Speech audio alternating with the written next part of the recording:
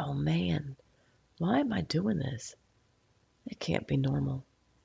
The effects of grief, which are covered in the last episode, are overwhelming your system. And on top of that, there are things that make you feel like you are going crazy while grieving.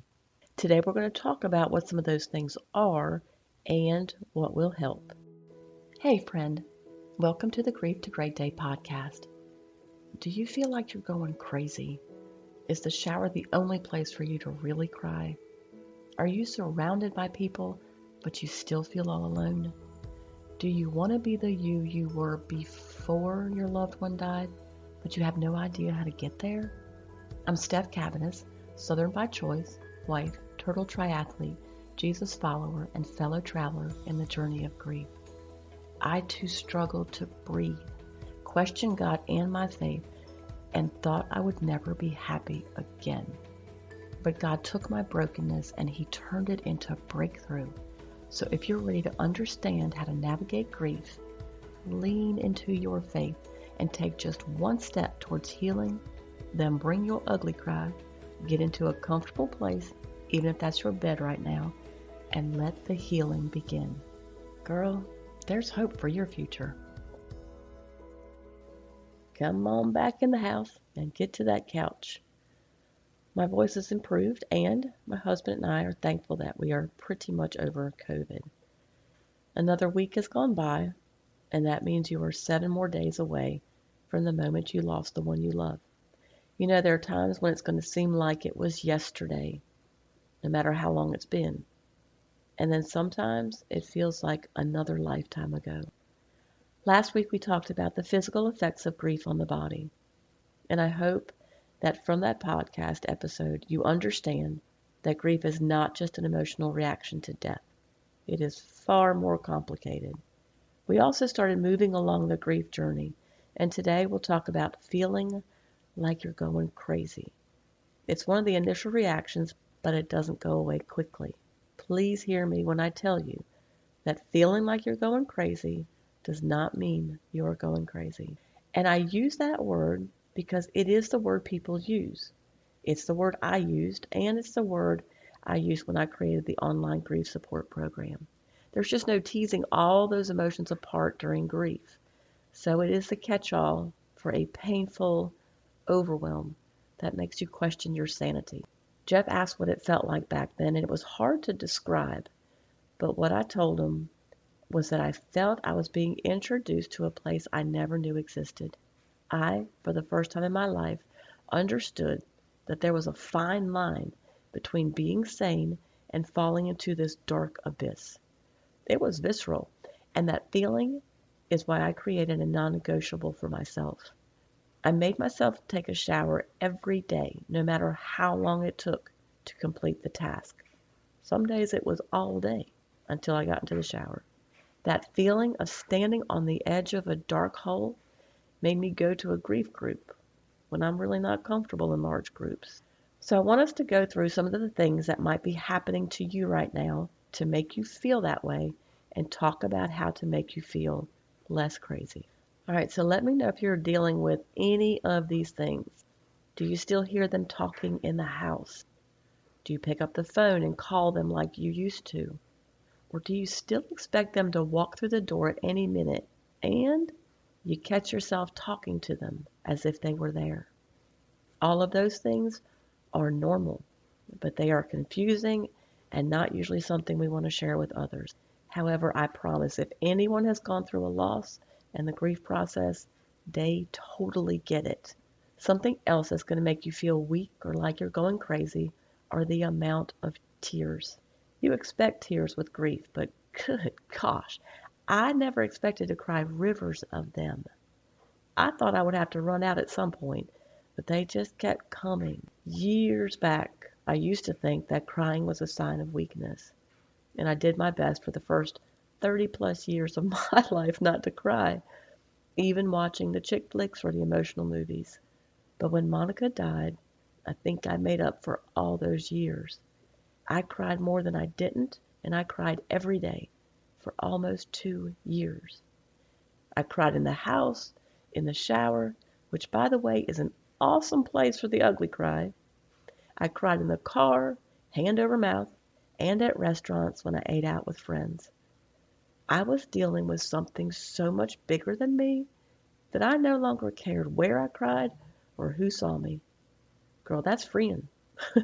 So our verse for the day speaks to that. In Psalms 56, 8 to 11, it says, "You have counted my tossings, put my tears in your bottle. Are they not in your book? This I know, that God is for me. In God, whose word I praise, in the Lord, whose word I praise, in God I trust, I shall not be afraid." You know, he keeps count of the amount of tears, not just from today or when you lost your loved one, but from your day one. Whew, that's amazing to me. In the beginning, that verse wasn't as comforting as it was later on, but really nothing is. And I have a really nice tip for you. If you're doing a lot of crying right now and you haven't found the right tissue, oh, you're going to thank me for this. Let me tell you, this tissue is awesome.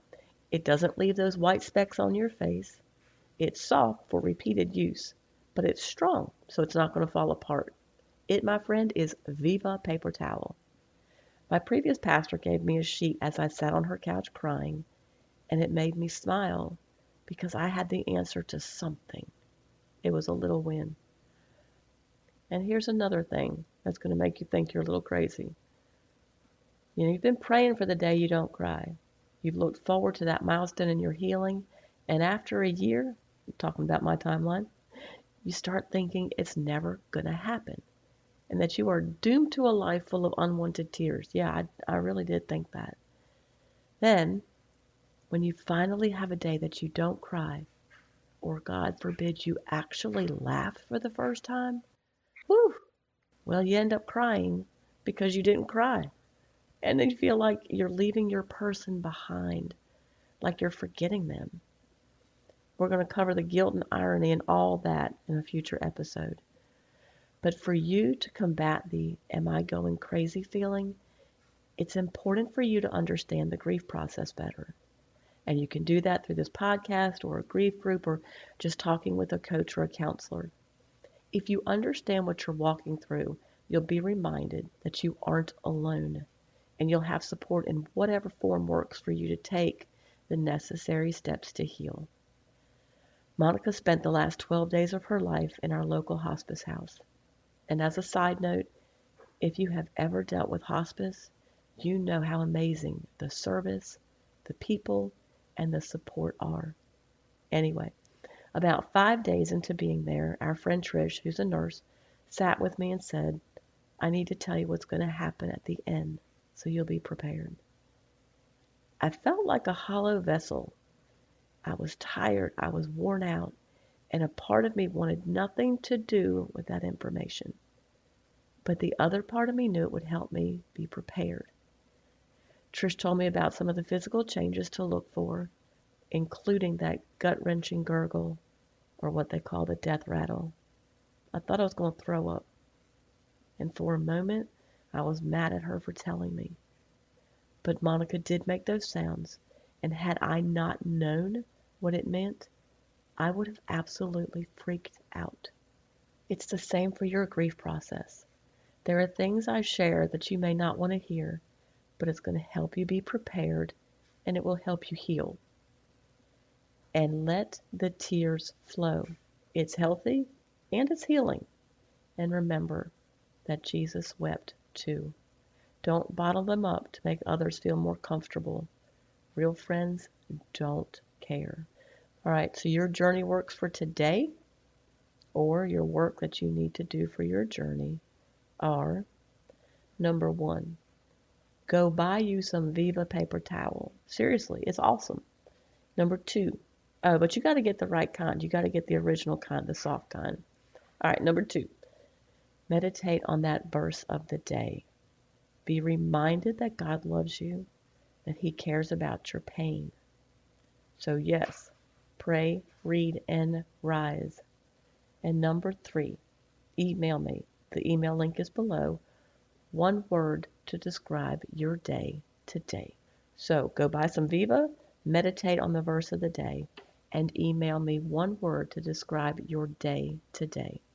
Keep on coming back to the house, keep sitting on the couch, and keep taking those small steps towards your healing. Thank you for being here today, for showing up. If this podcast has given you hope, encouragement, or helped you in any way, share it with a friend, either in a text or on your social platforms. Also, please subscribe, rate, and leave a written review on iTunes. It's a huge blessing for me to know that you're out there. Lastly, and this is important, you are not alone. Connect with me on the Grief to Great Day website, the link is below, and sign up for our free newsletters. I want to be able to pray for you by name. Remember, grief isn't something you're going to get over, but a great day is something you can get to.